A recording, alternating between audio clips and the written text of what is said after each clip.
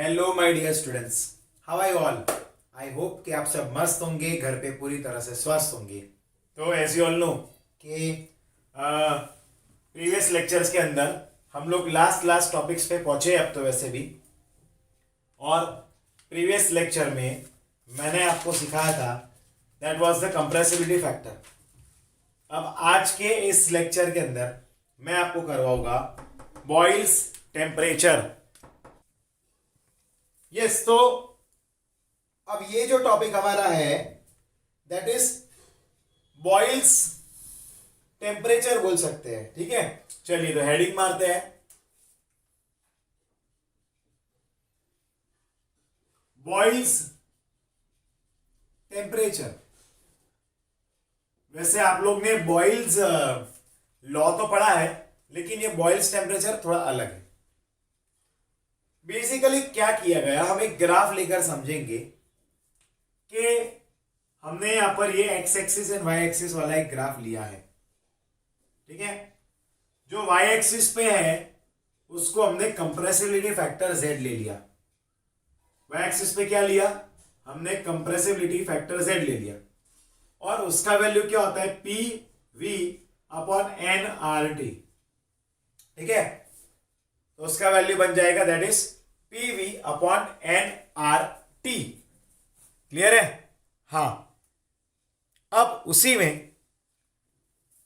X axis जो है उस पे प्रेशर आ जाएगा। एक्स एक्सिस पे क्या आएगा, प्रेशर आ जाएगा। ओके, यस, अब देखना है इसमें आगे, लाइक यहां पर ये z वैल्यू है 1 के लिए। अब ये जो है z इक्वल टू 1 यानी कि ये आइडियल गैस के लिए है। किसके लिए है, आइडियल गैस के लिए। अब हमने यहां पर क्या लिया है, हमने CO2 गैस के लिए ही हम पढ़ रहे हैं अभी। और उसमें हमने ये देखा कि एक पर्टिकुलर टेम्परेचर पे ग्राफ कुछ ऐसा मिला। मान लो कि ये टेम्परेचर T1 था, फिर हमने टेम्परेचर को बढ़ाया तो ग्राफ कुछ ये मिला T2, फिर टेम्परेचर को और बढ़ाया तो ग्राफ कुछ ये मिला, और ये T3 मिला। क्लियर हुआ?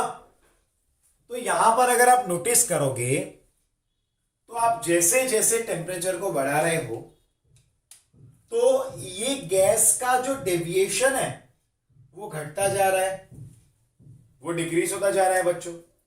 और इस कंडीशन में गैस का क्या हो रहा है, closest for ideal gas behaviour. क्या हो गया, ये closest for ideal gas behaviour हो गया। अब यहां पर T1 जो है that is less than T2 is less than T3, यानी कि T3 टेम्परेचर जो है वो ज्यादा हाई रहेगा, दैट वुड बी हाई। तो इस टेम्परेचर के ऊपर ये जो गैस है, गैस तो एक ही है बट हम लोग टेम्परेचर बढ़ा रहे हैं। इस टेम्परेचर के ऊपर गैस जो है आइडियली बिहेव करता है और उसको बॉयल्स टेम्परेचर बोलते हैं। समझ गए? द टेम्परेचर एट विच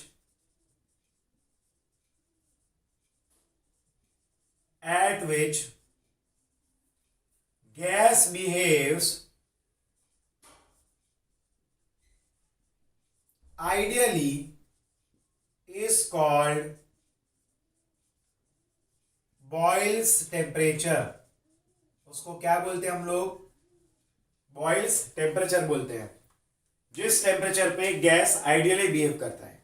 ठीक है, और उस कंडीशन में Z वैल्यू नियरली 1 हो जाएगा। एग्जैक्ट 1 तो नहीं होगा बट नियरली 1 हो जाएगा, that will be nearly 1, closest to 1। Basically यहां पर ये 1 नहीं हुआ होगा, लेकिन इसकी वैल्यू अप्रोक्सीमेटली 0.95 के आसपास आई थी प्रैक्टिकली, यानी कि वो नियरली 1 ही हो गया। ठीक है, तो जिस टेम्परेचर के ऊपर कोई भी गैस आइडियली बिहेव करने लगता है उस टेम्परेचर को बॉयल्स टेम्परेचर बोलते हैं। ठीक है, और इसी टेम्परेचर पे वो Boyle's law, it also obeys Boyle's law and ideal gas equation. ठीक है, अब गैस यही टेम्परेचर के ऊपर क्या करता है, आइडियल गैस बिहेवियर भी शो करता है एंड बॉयल्स लॉ को भी ओबे करता है। ठीक है, और ये टॉपिक हो गया है बॉयल्स टेम्परेचर। समझे आप? क्लियर हो गया? जैसे जैसे हमने टेम्परेचर को बढ़ाया, जो डेविएशन था वो कम होता गया, इट डिक्रीज्ड। ठीक है, और इसी को बोलते हैं बॉयल्स टेम्परेचर। तो ये छोटू सा टॉपिक था, इसको यहां पर वाइंड अप करते हैं और फिर हम लोग हमारे एक इंपॉर्टेंट टॉपिक की ओर जाते हैं, that is liquefaction of gas. और इस चैप्टर को यहां पर हम लोग आज खत्म कर लेंगे। ठीक है, चलिए, हो गया सबका? स्क्रीनशॉट ले लो, चलो 1 2 3 4 5 डन। आगे जाते हैं। ओके बच्चों, तो फिर हम अब लोग आगे बढ़ेंगे। इस टॉपिक को यहां पर हम खत्म करते हैं और आगे बढ़ते हैं। चलो, और वो टॉपिक हमारा अब जो आने वाला है that is liquefaction of gases. Gases का लिक्विफिकेशन करना हमें सीखना है। चलो, लेट्स स्टार्ट नाउ। अब यहां पर ये जो टॉपिक है इसको स्टेप बाय स्टेप समझना तो थोड़ा सा अंदाजा आएगा। अब ये तो आपको पता है कि भाई गैस जो होता है उसका टेम्परेचर अगर हम घटाएंगे और प्रेशर को बढ़ाएंगे तो वो लिक्विफाई होगा, यानी कि उसका कंडेंसेशन प्रोसेस होगा। यानी कि आपने प्रेशर को इंक्रीज किया, ठीक है, टेम्परेचर को घटाया, तो उसको बोलते हैं लिक्विफिकेशन। जरा ध्यान से समझना। अब बेसिकली इस थियरी को स्टडी करने वाले साइंटिस्ट का नाम था थॉमस एंड्रू। क्या नाम था उनका? थॉमस एंड्रू इनका नाम था, जिन्होंने 1861 में CO2 की स्टडी की थी, कार्बन डाइऑक्साइड के लिए पूरा ग्राफ स्टडी किया था CO2 के लिए। ठीक है, हम वो ग्राफ भी लेंगे, लेकिन पहले हम लोग थियरी लिखते हैं। अब देखो, उसका जो पहला पॉइंट मैं यहां पर लिखता हूं that is if temperature decreases. देखो बच्चों, यहां पर वही बात आई जो मैंने आपको बताया, इफ टेम्परेचर जो है वो डिक्रीज होता है, if temperature decreases kinetic energy of the molecules of gas decreases. ठीक है, अब अगर मान लो कि भाई गैस के जो भी मॉलिक्यूल हमारे पास प्रेजेंट है, अगर उन मॉलिक्यूल्स का टेम्परेचर घटा दिया जाए, ऑब्वियस बात, एक सेकेंड ना, होता है तो ऑब्वियस बात है कि अगर हमने कोई भी गैस को लिया, एक पर्टिकुलर गैस को लिया है और उस गैस का आपने टेम्परेचर को डिक्रीज कर दिया, ठीक है, तो उनकी जो काइनेटिक एनर्जी है वो भी डिक्रीज हो जाएगी। नॉर्मली जो भी मॉलिक्यूल का मूवमेंट होता है, जो भी रैंडमनेस होता है, that is because of the temperature only, यानी कि थर्मल एनर्जी की वजह से ही उनमें ये क्या होता है, मूवमेंट होता है। लेकिन अगर थर्मल एनर्जी ही आपने घटा दी है तो उनका मूवमेंट भी घट जाएगा। समझ गए? यानी कि अगर आपने टेम्परेचर को डिक्रीज कर दिया तो काइनेटिक एनर्जी भी क्या होगी, डिक्रीज हो जाएगी। ठीक है, और ऐसे कंडीशन में हमारे पास जो मॉलिक्यूल है वो अगर घूमना यहाँ वहाँ बंद कर देंगे, कम कर देंगे, तो धीरे धीरे वो क्या होंगे, इकट्ठा होना शुरू करेंगे। ठीक है, और धीरे धीरे बेचारे नीचे सेटल होना शुरू करेंगे। अब वो जैसे जैसे नीचे सेटल होंगे वैसे वैसे वो इकट्ठा भी हो जाएंगे साथ में, यानी कि उसका फोर्स ऑफ अट्रैक्शन भी घट जाएगा, है ना। तो देयरफॉर, जरा ध्यान से देखना, देयरफॉर molecules of gases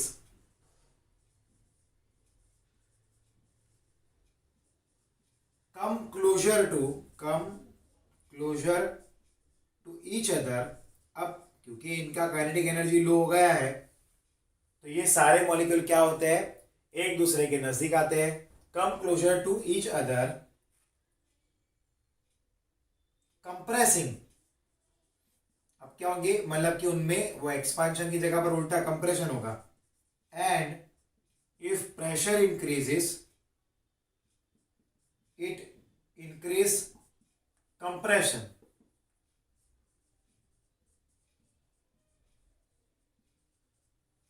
अगर प्रेशर बढ़ा है तो कंप्रेशन बढ़ेगा, ठीक है।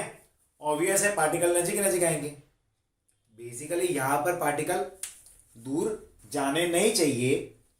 वैसे अगर काइनेटिक एनर्जी डिक्रीज होता है ना तो पार्टिकल एक दूसरे से क्या होंगे, नजदीक आना शुरू करेंगे। अब काइनेटिक एनर्जी एक ऐसा फैक्टर है जिसकी वजह से पार्टिकल दूर दूर फैलते हैं, यानी कि एक्सपांशन होता है। लेकिन यहां पर क्या हुआ, उसकी रैंडमनेस घटा दिए तो ऑब्वियस है कि वो नजदीक आएंगे। जैसे मैंने बताया, वो क्या होंगे, धीरे धीरे करते करते करते करते करते अब वो काइनेटिक एनर्जी की वजह से यहां से वहां घूम रहे थे, यहां से वहां घूम रहे थे, ठीक है। अब काइनेटिक एनर्जी कम हो गया तो धीरे धीरे करते करते करते करते करते करते नजदीक आएंगे और कंबाइन हो जाएंगे। समझ गए। तो होगा ऐसा कि उनमें हो ये रहा है कि कंप्रेशन हो जाएगा। क्या होगा, कंप्रेशन, एनहेंस। और वो कंप्रेशन की वजह से क्या होगा, उनमें लिक्विफिकेशन हो जाएगा। ऑब्वियस बात है ना कि अब ऑब्वियस है कि भाई यहां पर प्रेशर बढ़ेगा तो पार्टिकल नजीक आएंगे और कंप्रेस होकर वो क्या होगा, लिक्विफिकेशन ही हो जाएगा उसका, ठीक है। अब लाइक SO2 गैस की बात है तो SO2 गैस जो होता है बच्चों, उसको 295 केल्विन टेम्परेचर पे प्रेशर कितना होता है, 3.5 ATM होता है। एंड 265 केल्विन टेम्परेचर पे हमें प्रेशर कितना होता है क्रिएट वहां पर, 1 ATM। यानी कि टेम्परेचर आपने अगर लो कर दिया तो उतना प्रेशर नहीं देना पड़ेगा, लेकिन अगर आपने टेम्परेचर को बढ़ा दिया तो फिर आपको ज़्यादा प्रेशर देना पड़ेगा, ठीक है।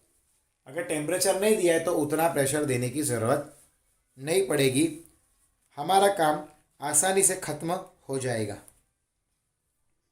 ओके, चलो आगे जाते हैं, ग्राफ बनाते हैं। बहुत ही इंपॉर्टेंट ग्राफ हम लोग लेंगे अब, ठीक है। We are gonna take a very important graph.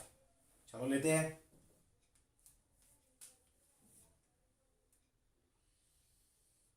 थोड़ा सा हमें स्पेस रखनी होगी इस साइड।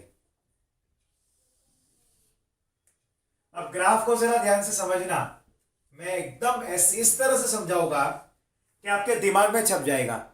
नॉर्मली होता ही है कि आप अगर ये ग्राफ को टेक्स्ट बुक में पढ़ोगे ना तो शायद आपको बहुत दिक्कत होगी समझने में, लेकिन मैं इस तरह से समझाऊंगा कि आपके दिमाग के अंदर ये घुस जाए ग्राफ।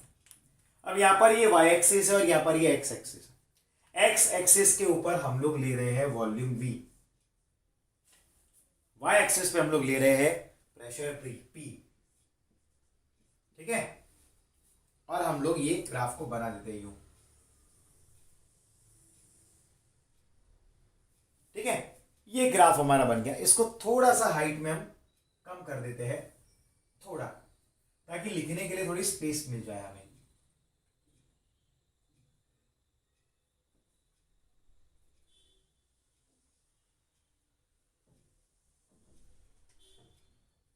ठीक है, हाँ ये रहा। अब देखो यहां पर अलग अलग कंडीशंस में लिखता जाऊंगा। हमने यहां पर एक ही गैस लिया है और वो लिया है CO2, क्योंकि हमने थियरी में ही लिखा है कि एंड्रयू थॉमस नाम के जो साइंटिस्ट थे उन्होंने CO2 पे एक्सपेरिमेंट लिया था। वही चीज हम लोग क्या कर रहे हैं, इसी ग्राफ बनाते हैं, वही चीज के लिए ग्राफ बनाते हैं। CO2 के लिए गैस एक ही है, सिर्फ टेम्परेचर को बदलते जाते हैं, और टेम्परेचर को बदल के भी क्या कर रहे हैं, उसको बढ़ा ही रहे हैं। वी आर इंक्रीजिंग ओनली, हम घटा नहीं रहे हैं, ठीक है। We are not decreasing it. शांति से समझना। लाइक सबसे पहले मैंने टेम्परेचर किया है, चलो थोड़ा सा कलर चेंज करते हैं। सबसे पहले मैंने जो टेम्परेचर किया है बच्चों, that is I have taken 13.1 degree Celsius, ठीक है। और उसको हम लोग क्या बोलते हैं, आइसोथर्म बोलते हैं प्यारे बच्चों। अब देखो बेसिकली ये जो ग्राफ है सॉरी, ये कांस्टेंट टेम्परेचर पे लिया गया है, तो जो भी ग्राफ को हम लोग कांस्टेंट टेम्परेचर पे लेते हैं ना, उसको आइसोथर्म बोलते हैं। अब ये ग्राफ में हमने ये नोटिस किया कि हम जैसे जैसे प्रेशर को बढ़ाते गए वैसे वैसे गैस के मॉलिक्यूल नजदीक आते गए, यानी कि गैस का कंप्रेशन हुआ। और बच्चों आप खुद से सोचो, अगर गैस कंप्रेस होगा यानी कि उसके वॉल्यूम में क्या चेंज आएगा? अगर गैस कंप्रेस होगा तो उसके वॉल्यूम में क्या चेंज आएगा? बताइए मुझे, what will be the change in the volume?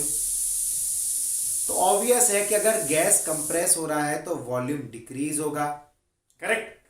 तो क्या होगा? वॉल्यूम का डिक्रीज। तो ये जो है धीरे धीरे धीरे धीरे करते करते करते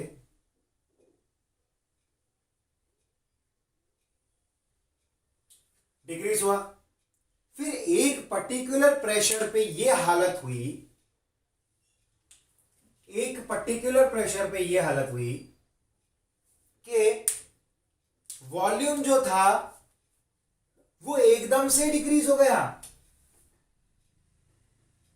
एकदम से डिक्रीज हुआ। प्रेशर तो उतना ही था, हम जैसे जैसे प्रेशर को बढ़ाते गए वॉल्यूम डिक्रीज हुआ।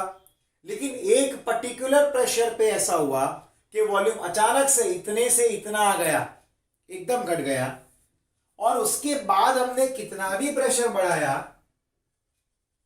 वॉल्यूम में ज्यादा चेंज नहीं आया बच्चों, वॉल्यूम में ज्यादा चेंज नहीं आया। समझ रहे हो? देखो इसका हम लोग नाम भी कर देते हैं। ये पॉइंट ए है, ये पॉइंट बी है, ये पॉइंट सी है और ये पॉइंट डी है। क्लियर है? ये उसके पॉइंट्स हैं। अब आगे देखते हैं, जरा ध्यान देना। अब समझिए कि ग्राफ में हुआ क्या। एक बार रिवाइज करेंगे तो क्लैरिटी आ जाएगी कि हमने यहां पर पूरा ग्राफ CO2 के ले रहे हैं और CO2 को अलग अलग टेम्परेचर पे हम लोग चेक कर रहे हैं कि भाई ग्राफ क्या मिल रहा है। तो हमारा ये जो फर्स्ट ग्राफ था my dear students, that we took 13.1 degree. हमने क्या लिया यहां पर? 13.1 डिग्री पे लिया। हमने ये चेक किया जैसे जैसे प्रेशर को बढ़ाया वैसे वैसे क्या मिला? वॉल्यूम डिक्रीज हुआ। लेकिन इस पर्टिकुलर प्रेशर पे पहुंचने पर गैस का वॉल्यूम एकदम से ठाई कम हो गया। यानी कि हुआ क्या हुआ होगा यहां पर गैस के जो मॉलिक्यूल है वो इस पोर्शन में लिक्विफाई होना शुरू हुए होंगे। क्या शुरू हुआ होगा? लिक्विफाई होना। और बेसिकली मैं आपको वही चीज समझाना चाह रहा हूं कि ये वाला पोर्शन जो है वो लिक्विड के लिए पोर्शन है और जो ये वाला पोर्शन है वो गैस के लिए पोर्शन है। और ये वाला पोर्शन आपको जो दिख रहा है वो गैस एंड लिक्विड के बीच का इक्विलिब्रियम पोर्शन है। गैस एंड लिक्विड का इक्विलिब्रियम वाला पोर्शन है। समझ गए? यानी कि जैसे देखो यहां पर तो कंप्रेस होते गए होते गए होते गए, बट जैसे इस पर्टिकुलर पॉइंट पे गैस पहुंचा उसका वॉल्यूम, तो वो कंप्रेस होके क्या बन गया? वो लिक्विड बन गया। वो कंप्रेस होके क्या बन गया? वो लिक्विड बन गया। अब हम लोग ने देखा कि भाई इतना सारा वॉल्यूम जो था वो क्या हुआ? कंप्रेस होके लिक्विड बना। अब हम लोग एक और लेते हैं ग्राफ। यही गैस है लेकिन टेम्परेचर को थोड़ा सा बढ़ाते हैं और बढ़ा के कितना करते हैं? तो हम वो करते हैं 21.1 डिग्री। चलिए करते हैं, लेट्स डू इट। 21.1 डिग्रीज, ठीक है। अब इस कंडीशन में हम लोग ग्राफ लेते हैं। सेम चीज यहां पर भी होगी। जैसे जैसे हम लोग ने, जरा ध्यान से देखना, जैसे जैसे हम लोग ने वॉल्यूम को, प्रेशर को बढ़ाया तो वॉल्यूम डिक्रीज हुआ डिक्रीज हुआ। एक सेकेंड,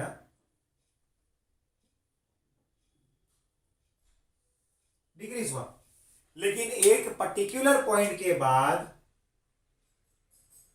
वॉल्यूम जो था बच्चों वो एकदम से ठाई करके घट गया, डिक्रीज हो गया।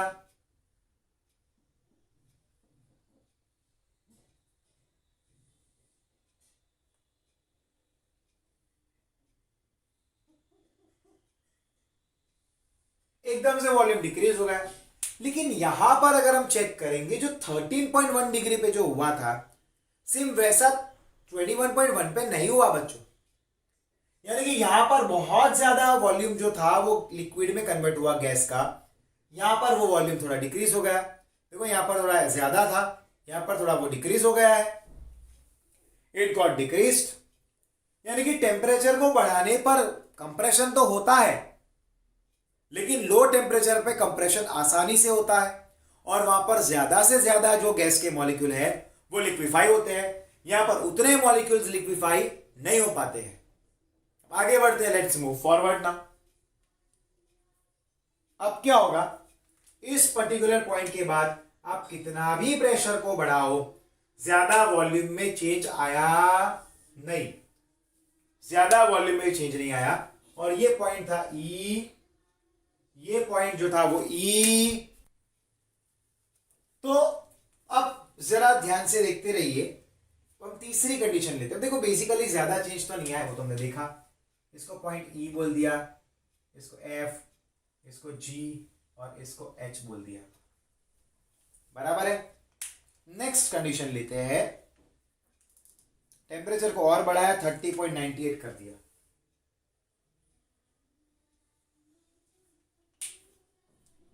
टेम्परेचर कितना किया, 30.98 डिग्री कर दिया, यानी कि तकरीबन रफली 10 डिग्री के आसपास जितना टेम्परेचर और बढ़ाया वो CO2 का।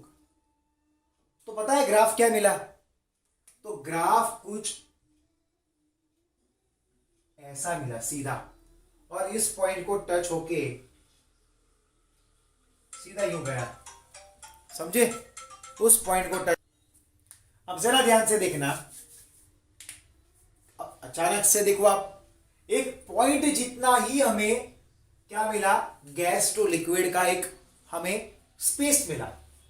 अब आप सोचिए कि जो वॉल्यूम था वो तो डिक्रीज होता गया, यानी कि यहां पर इस पर्टिकुलर टेम्परेचर पे सिर्फ कुछ ही मॉलिक्यूल लिक्विफाई हो पाए, और यहां पर तो बहुत ज्यादा हुए थे क्योंकि टेम्परेचर लो था, यहां पर टेम्परेचर हाई था, थोड़े से कम हुए मॉलिक्यूल गैस टू लिक्विड।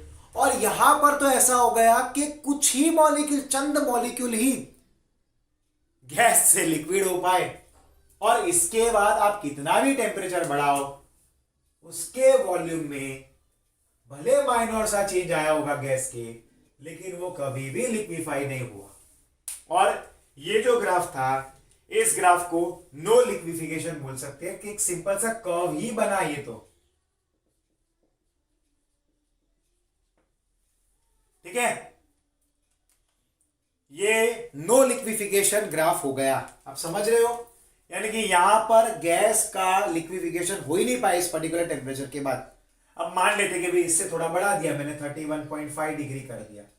अब आप सोचो आधे डिग्री बढ़ाने पर तो फिर उसके बाद गैस के मॉलिक्यूल लिक्विड में कन्वर्ट होना ही बंद हो गए, गैस के जो मॉलिक्यूल्स थे उसका लिक्विड में कन्वर्जन ही बंद हो गया। आप सोचिए कि क्या जोरदार बात हुई ये तो, ओके। अब बच्चों यहां पर कुछ चीजें हम चेक करेंगे। तो इस टेम्परेचर के बाद आप कितना भी टेम्परेचर बढ़ाओ, गैस के मॉलिक्यूल लिक्विफाई नहीं होंगे, और जिस टेम्परेचर पे वो अल्टीमेट पॉइंट आता है उसके बाद गैस के मॉलिक्यूल लिक्विड नहीं होते, उसको हम लोग क्या बोलते हैं, तो जरा ध्यान से देखना, उसको क्रिटिकल प्रेशर पीसी बोलते हैं, और उस पे जो हमें वॉल्यूम मिलता है उसको हम लोग बोलते हैं क्रिटिकल वॉल्यूम वीसी। क्या बोलेंगे, क्रिटिकल वॉल्यूम वीसी। अब देखो बच्चों, ये सारे ग्राफ जो अलग अलग दिख रहे हैं वो सब आइसोथर्मी है, समझ गए, क्रिटिकल वॉल्यूम वीसी बन गया क्रिटिकल। अब इतना याद रखना, CO2 के लिए वीसी का जो वैल्यू रहता है, क्रिटिकल वॉल्यूम जो का जो वैल्यू रहता है वो कितना रहता है, 93 सेंटीमीटर क्यूब, यानी कि होता है 93 ml। क्या रहेगा, 93 सेंटीमीटर क्यूब, यानी कि 93 ml रहेगा, ठीक है। हाँ, ये हमारा ग्राफ एक जोरदार बन गया। देखो ये ग्राफ अगर आप टेक्स्ट बुक में पढ़ोगे ना तो टप्पा ही नहीं पड़ेगा, पर यहां पर आपके दिमाग में उतर गया होगा। मेरा चैलेंज है कि ये ग्राफ मैंने जिस तरह से पढ़ाया है आपके दिमाग के अंदर घुस जाएगा ये पूरी तरह से। चलो अब इसके बाद आगे जाते हैं, इसके पॉइंट्स जो लिखने हैं, लेकिन पहले मुझे इसको रब करना होगा। थोड़ा स्क्रीनशॉट ले लो, चलो जल्दी take the screenshot. I am giving you time for 5 seconds. 1 2 3 4 5, come on, done. अब रब करते हैं और फिर आगे जाते हैं। देखो ग्राफ कितना मस्त है, पूरी चीजें समझ में आ गई होगी आपको। You must have understood till here. देखो ये ग्राफ दिखने में टेक्स्ट बुक में बड़ा साइज में दिया है, बहुत सारे बच्चे घबरा जाते हैं कि तो होगा नहीं, कितना खतरनाक ग्राफ दिया है। पर इसमें ऐसे कोई शक्तिमान बनने की बात नहीं है, ना ही हमें कोई सुपरमैन बनना है ये ग्राफ करके। मतलब इन ग्राफ को प्रिपेयर करने के लिए हमें कोई शक्तिमान या सुपरमैन बनने की जरूरत नहीं है। बहुत ही सिंपल सा ग्राफ है, बस समझना है। बस अंदर क्या किया है, बहुत सारे डेटा भरे हुए हैं।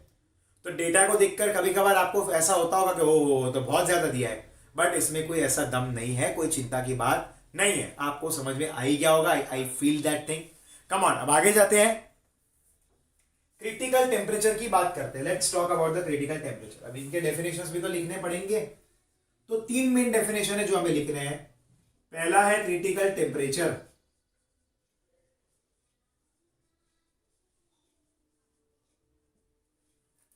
ठीक है। अब बेसिकली यहां पर ध्यान से देखना, फॉर CO2, ठीक है, CO2 के लिए याद रखना, उसके लिए 304.1 केल्विन जो है, या फिर 30.98 डिग्री सेल्सियस, ये उसके लिए क्रिटिकल टेम्परेचर बनेगा। यानी कि इस टेम्परेचर पे गैस के जो मॉलिक्यूल है वो लिक्विफाई हो जाएंगे। तो इसके बाद एक कभी भी इसके बाद आप थोड़ा भी 0.01 डिग्री भी टेम्परेचर बढ़ाओगे तो भी गैस के मॉलिक्यूल लिक्विफाई नहीं होंगे। Okay, it is the temperature above which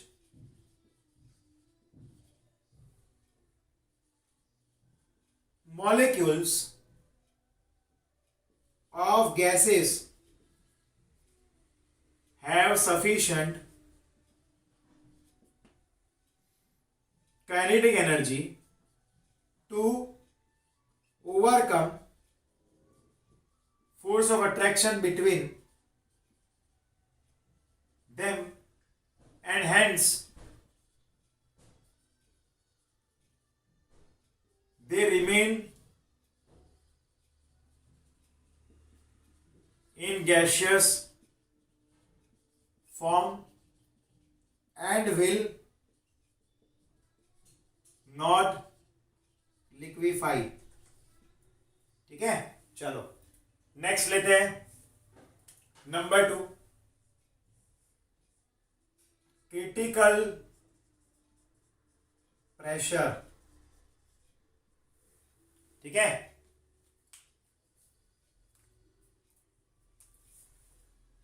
it is the mini pressure